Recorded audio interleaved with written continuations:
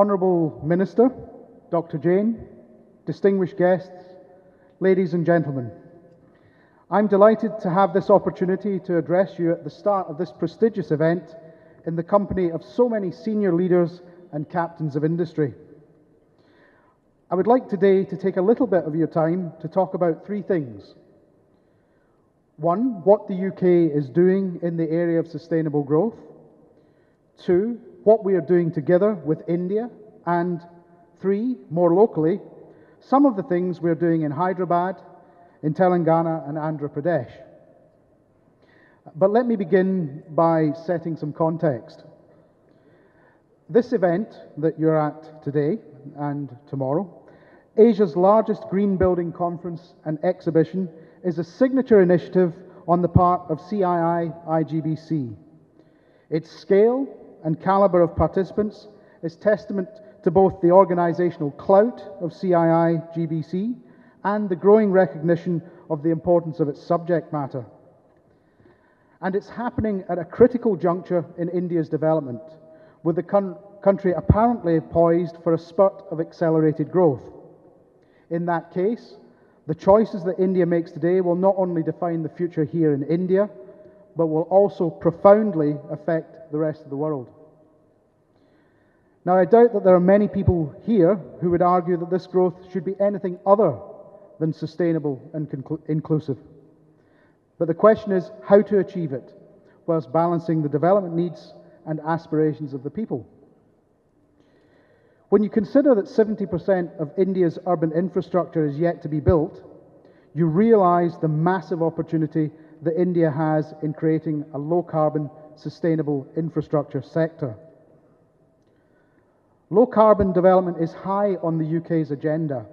At its heart is low-carbon infrastructure. We are very encouraged to read about and hear of India's ambitious plans for infrastructure development that will be truly sustainable, and in particular, government moves to bolster the renewable energy sector and to consider introducing a national adaptation fund.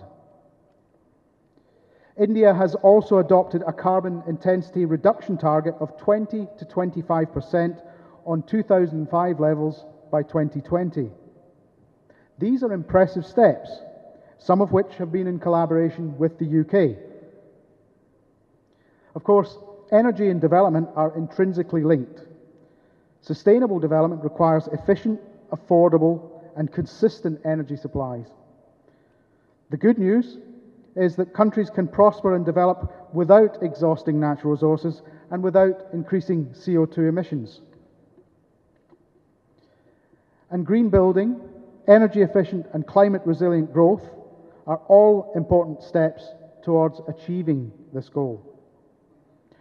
So what is the UK doing? Well, the UK has been one of the world's strongest advocates of energy efficiency and climate resilient growth.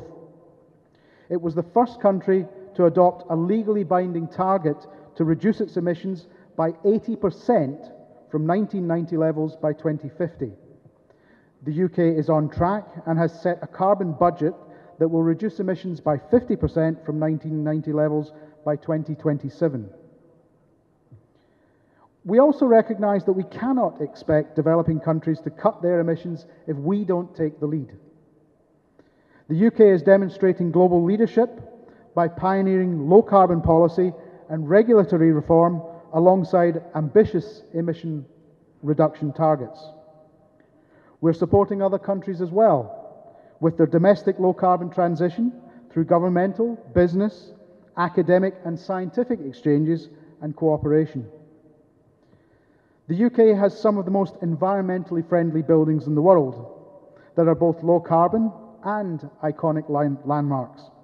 The latest addition to this is the Queen Elizabeth Olympic Park, which is an outstanding example of sustainable development in the City of London, developed in what was previously a neglected part of East London.